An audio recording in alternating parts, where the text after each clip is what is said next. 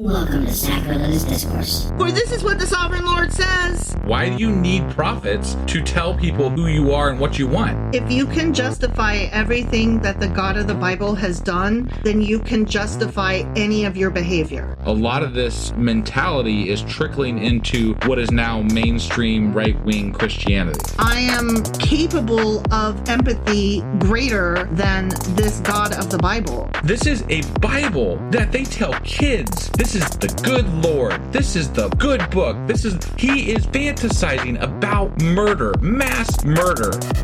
Head over to sacrilegiousdiscourse.com right now to find out how to leave us a review or support us on Patreon.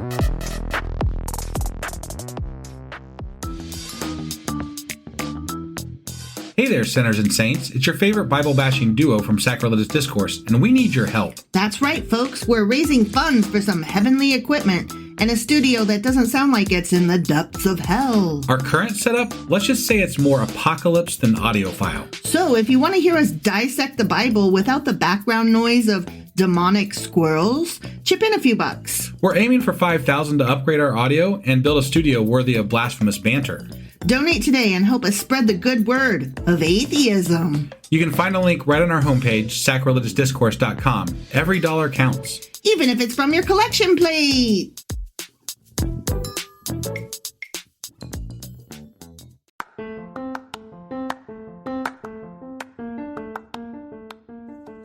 Hey you, welcome to Sacrilegious Discourse. I'm husband. I'm wife. And together we're reading the Bible. Starting with Genesis and eventually ending with Revelations, we're working through every book and offering our atheist 2 cents. Or shekels. Yeah, those. We're asking questions and pointing out all the nonsense. We aren't academics or scholars. Nope. In fact, when it comes to religion, we really don't know anything at all. What we've learned so far is that God's a dick. Oh, he really is, isn't he? If you're interested in how we reached this startling conclusion, maybe start from episode 1. Otherwise, jump in anywhere. It's all good. Yep.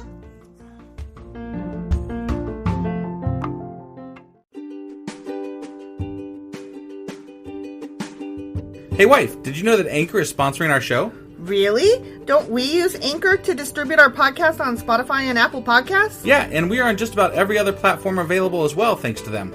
Why do we use Anchor as our podcasting service? Well, they make editing and distributing our show a breeze. What if one of our listeners wants to start their own podcast? Then they should head over to anchor.fm or download the app to get started. Awesome! You guys should go do that right now! Husband! Wife! Happy Q&A Saturday! Yeah, I totally forgot. I was know. like, wait, Q&A? Yeah. Yeah. And I was ready when you came in. I had it already done. You did good this week. I did good this week, right? Yeah, except the computer did bad. You did good. I know. You can't have everything. Apparently. Yeah. So, Sorry. there it is. So we're doing our Q&A today. Yeah, and today we are going to answer questions about the Lord of Heaven's armies. Okay. And Dagon. Oh, daggone it. Yeah. All right, let's get into this. Alrighty.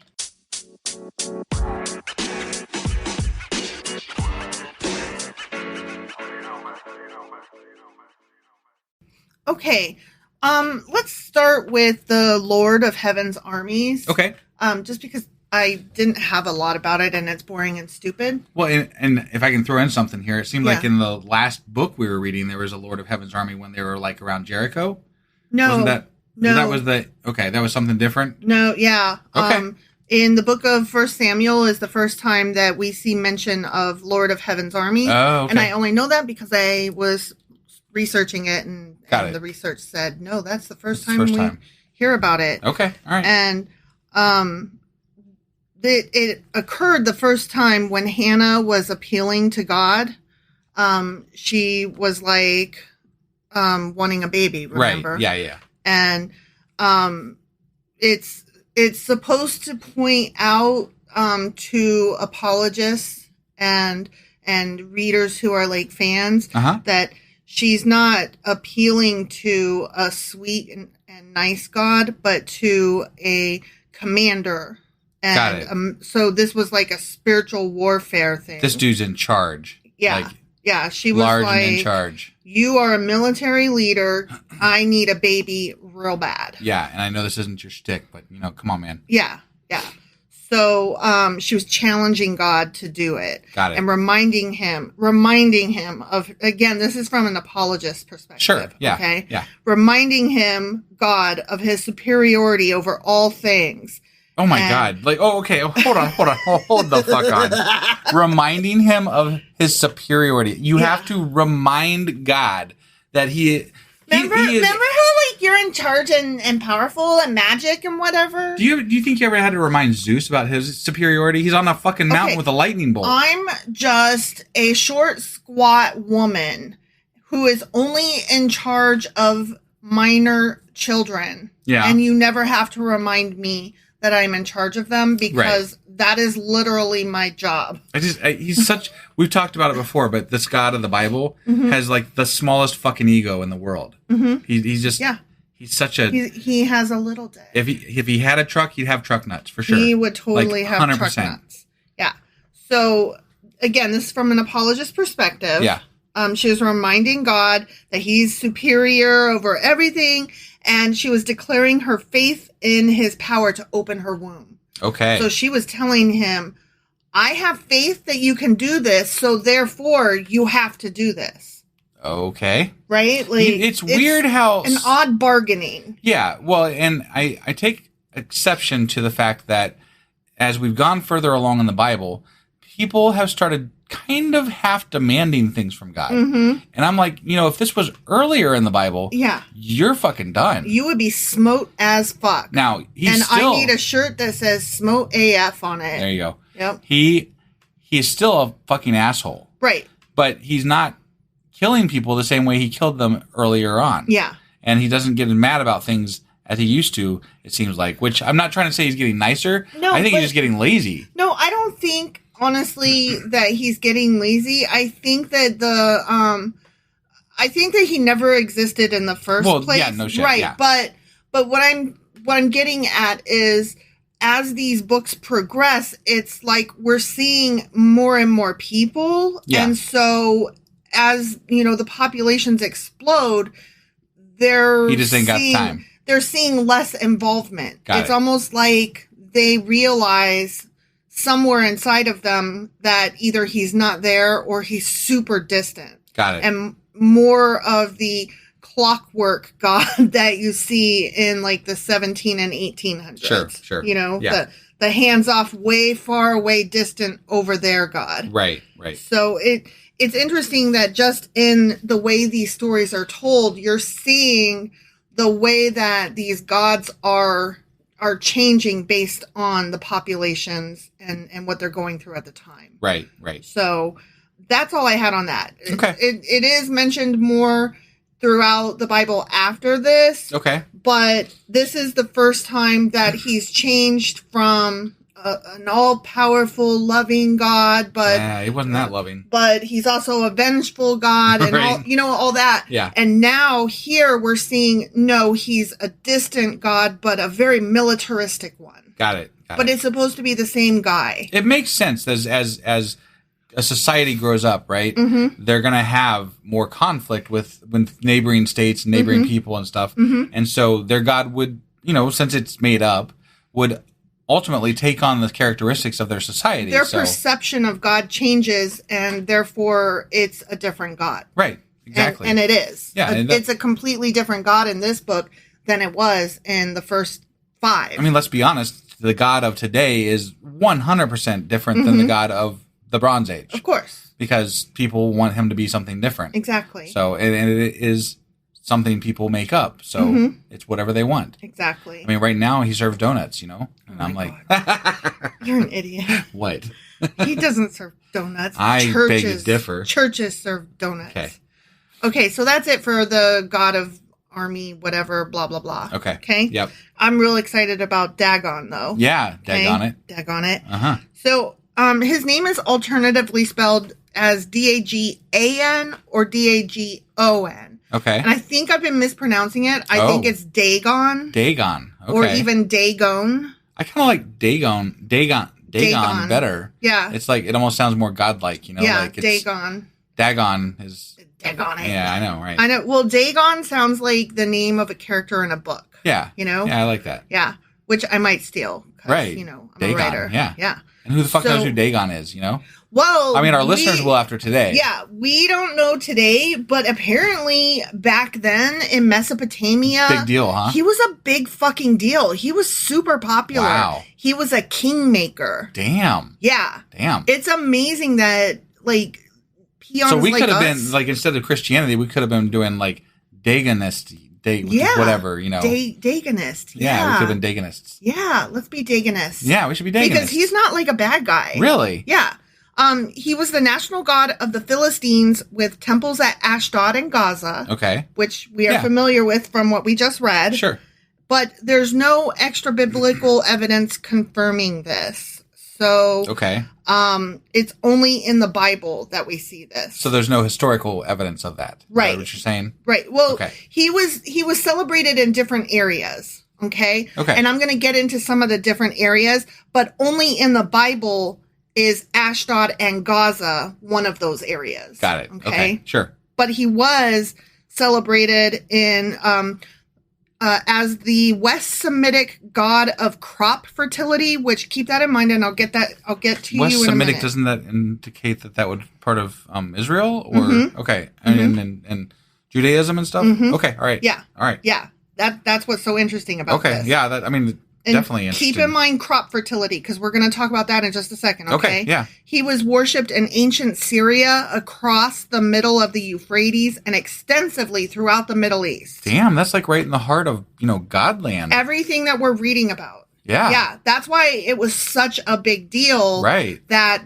the statue, that would explain why they put the Ark of the Covenant in a temple of Dagon. Right. Like, that was this would be like question. if something happened in a Muslim temple because they put something in there. Right. Because, like, it's the competing religion of the deities, time or whatever. Yeah. Okay. But it makes perfect sense. They were like, your God is nothing. Like, Dagon is who we celebrate all over the fucking place here. Yeah. And so it makes perfect sense. They put that ark in there and were shocked as fuck when the statue of Dagon fell over. Right. Because I know I was shocked as fuck. it was shocking. Totally. Shocking. So in settlements situated in the upper Euphrates area, he was regarded as the father of gods. So that's what I mean. He was a big fucking deal. Wow. Equivalent to like El and Yahweh. So like this could almost be like Yahweh is like usurping the father of gods to take his place. Yes. Wow. Like, think of Betamax and VHS, right? Like, seriously, like, one is superior. Right. Betamax. Yeah.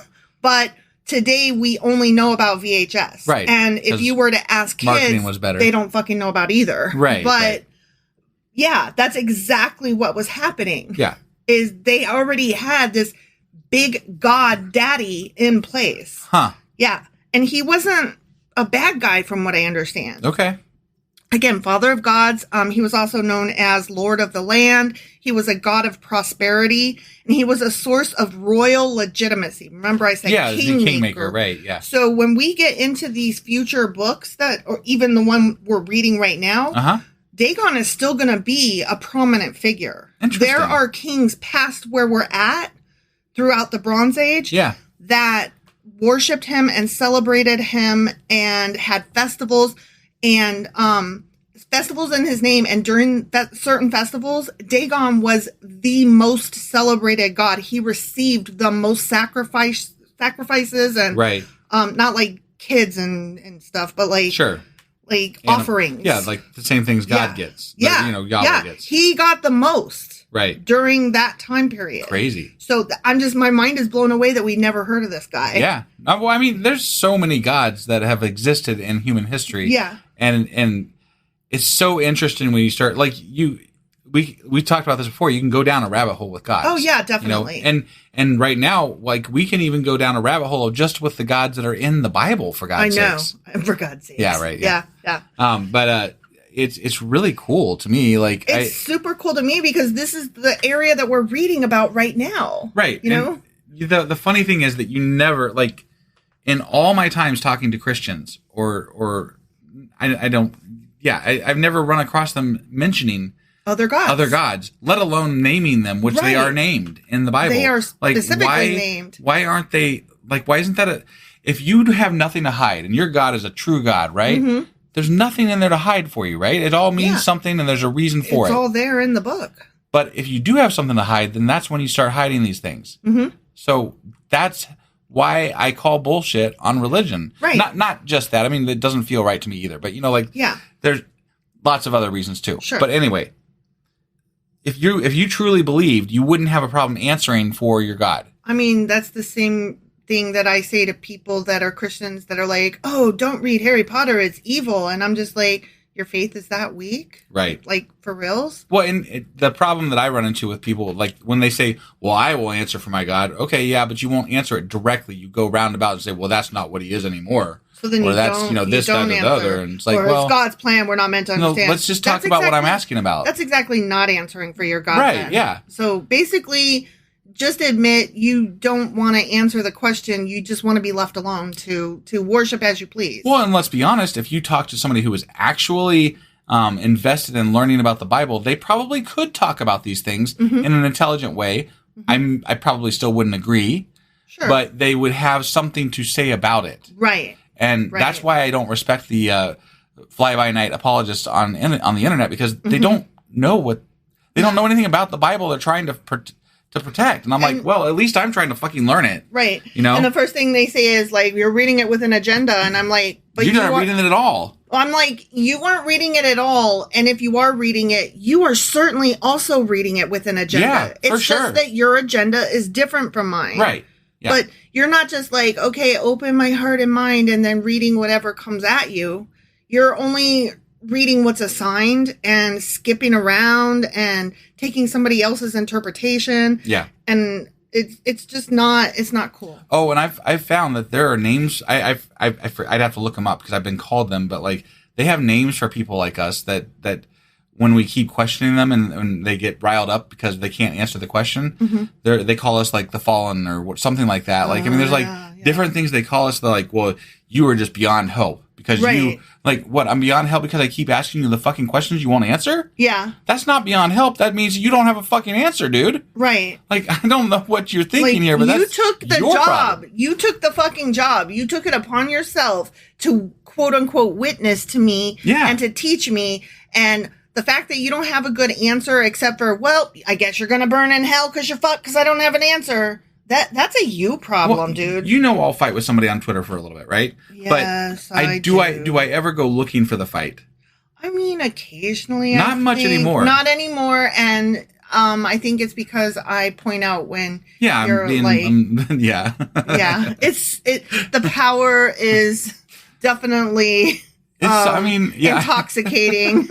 And yes. When your Twitter followers gets up to a certain point, it's pure power corrupts. It's fun sometimes. What is it? Absolute power corrupts absolutely. I'm just being honest here, Yeah. Like so that was a bad question that you asked me, though. Question. I apologize that I didn't take your side, husband, on that one. But I don't seek them out anymore. Right. Not really. Like I might quote tweet somebody that's big now just to make a point, but that's more of a feed thing to me than anything else. Sure. I don't go looking for like a middle fight. road of I don't go looking for a fight. Yeah. I go looking for comments on there that I can comment on, but the fight still comes to me occasionally. Yeah. Or actually quite a bit, but Well, let me get back on track with this. Sorry. No problem. I mean, we could talk about this all night, right? Honestly. Yeah. So, okay, we're still talking about Dagon. Okay, Dagon. Okay. Yeah. And don't forget I said that he's a kingmaker and crops. Yeah. Okay. Okay. So, the reason that he was known as a crop king or a crop god, not king, crop god, is that the word in Hebrew and Ugaritic. See, you would have fucked that all up too. The word that's used for his name, like how it's spelled out in all those weird symbols and letters and stuff, is a common noun for grain. Guaranteeing abundant harvests of grain. However, interesting. Having said that, he was not actually an agricultural god per se. It was rather the source of prosperity in general, which was based on agriculture. which was based on grain. Okay. So all right. It was more like the luck cat, the Chinese luck cat. Yeah. You know what I'm talking about? Yeah. It's more like that, where it's more about the hope that the crop is good so I can have lots of riches. Right.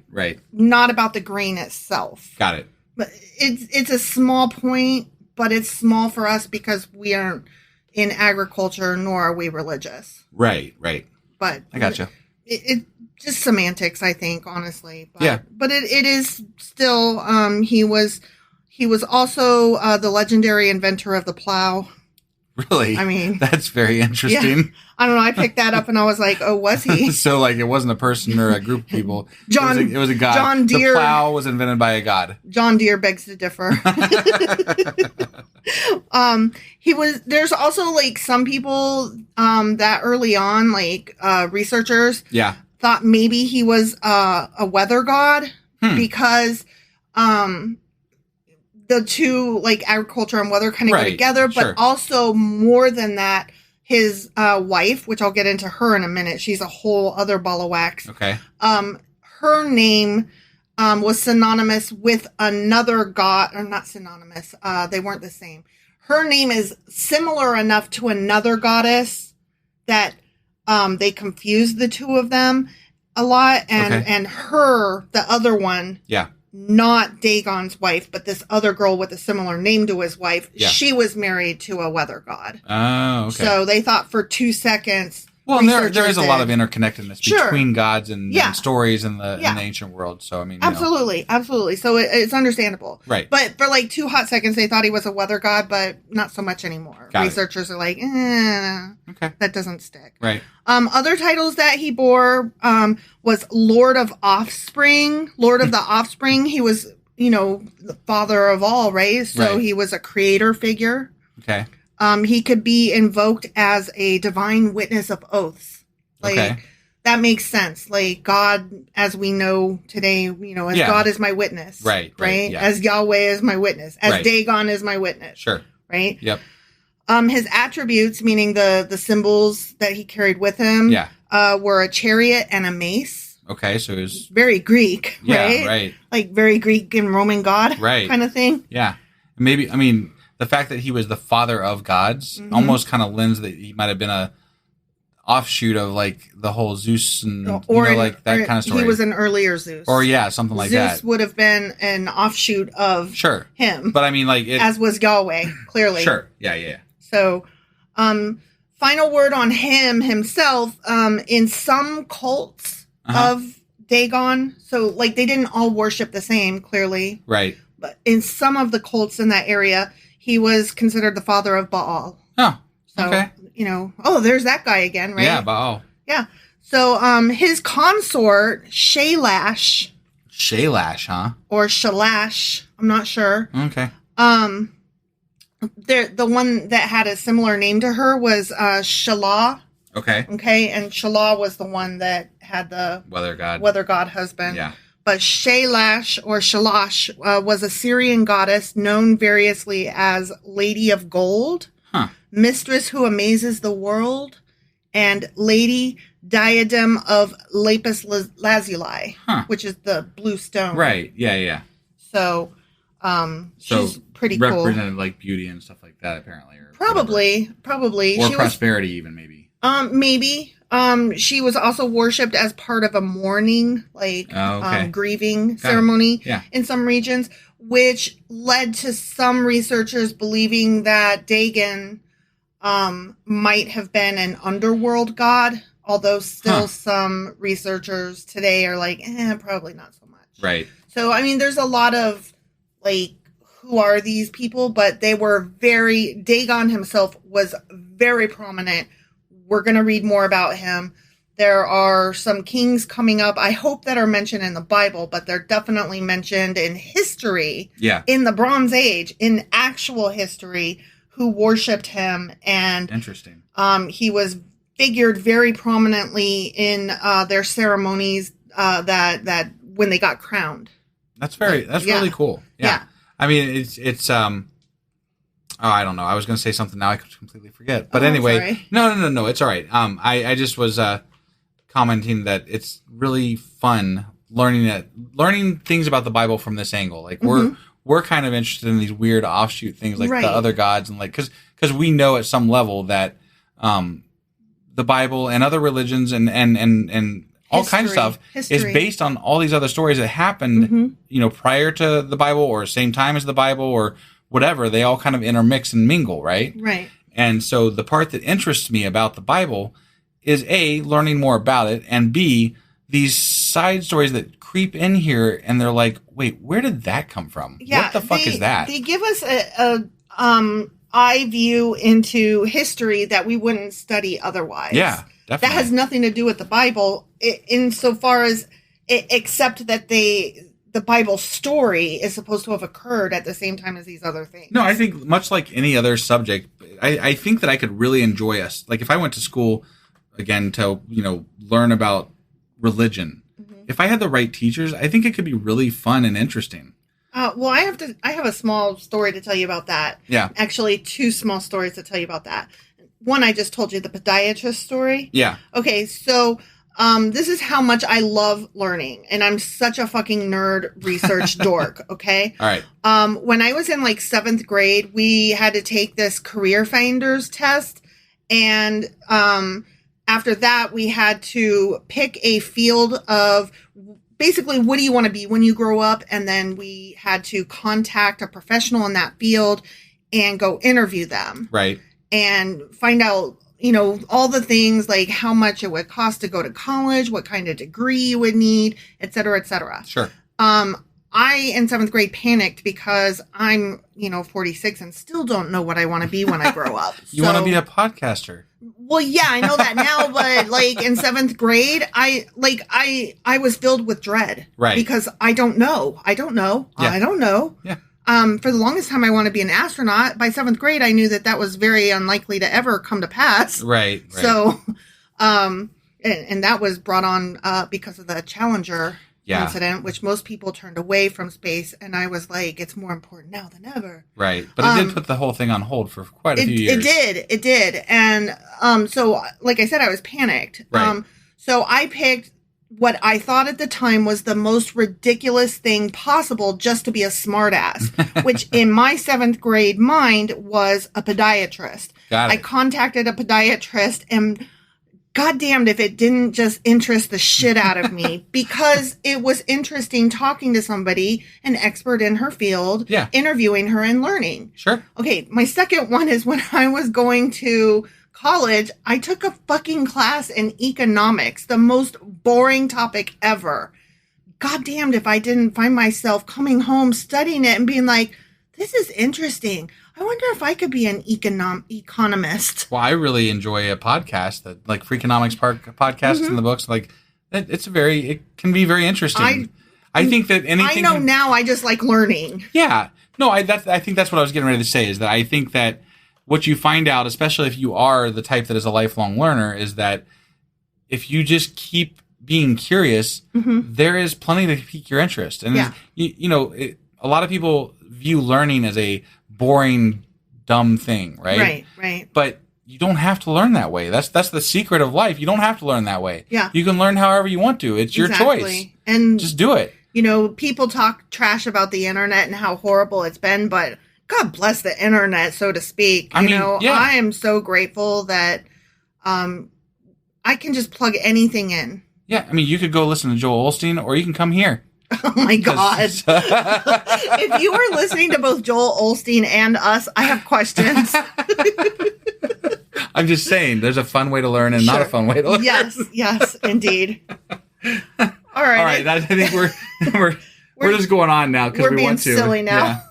All right. Tomorrow is Sunday, and we will be doing our replay for the week. And then on Monday, we will be continuing with 1 Samuel. I believe we'll be on chapter 6. That is correct. We will see you guys then. All right. Bye.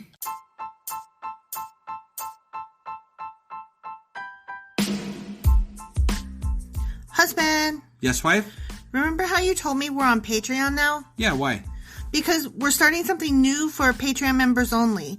Every couple of weeks, we'll cover something in the news, a current event, or something we feel strongly needs to be discussed. And only subscribers get to hear our discussion. That's right. It's all for our Patreon members as a thank you for their support. Join now for as little as $2 a month to get all of our extra content. Go to patreon.com/sacrilegious discourse. Do it now.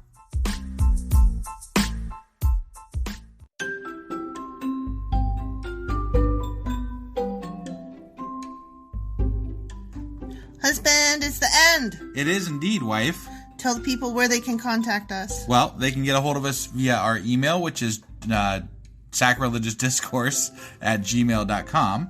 We have Twitter at sacrilegious_D. For D's nuts. Oh, why do you know? Why do you keep doing that? Ugh. All right, we have a Facebook page, an Instagram page, and a Pinterest page. But if you really want to get our attention, Twitter's where it's at. Twitter is where you're at. Yeah. And they should also review, like, and subscribe, yeah? Definitely. Apple Podcasts reviews help us out tremendously. And we also can use your support on Patreon, which is a great place to support us as well. That would be at patreon.com/sacrilegious discourse. Don't forget to say thanks. Thanks. Okay, bye. Bye.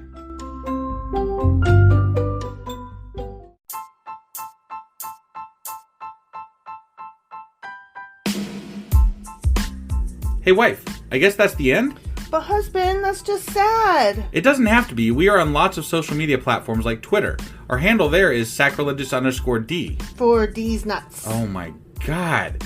Stop doing that. Anyway, we're also on Facebook, Instagram, and Pinterest. There's a link to all of our social media sites at our website.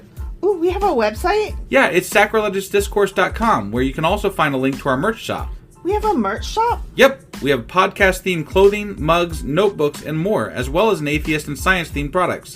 Wow, our fans should really go check that out right now. Definitely. They can get in touch with us by sending an email to sacrilegiousdiscourse@gmail.com. But before they do that, we could really use some help. Oh yeah? With what? Well, it's not free running the podcast, and we need some financial support in order to get better equipment, which will free up time so we can concentrate on our podcast and our fans. Okay, so what should they do? Head over to patreon.com/sacrilegious discourse and sign up as a contributor on our podcast. Supporters there receive additional bi-weekly episodes that we record just for our Patreon members for as little as $2 a month. Also, we'd really appreciate it if you would like and subscribe on whatever platform you're using. And Apple Podcast reviews help us out tremendously. Like and subscribe. Leave an Apple review. Join us on Twitter. Support us on Patreon. That's a lot of instructions. Don't forget to say thanks. Thanks. Okay, bye.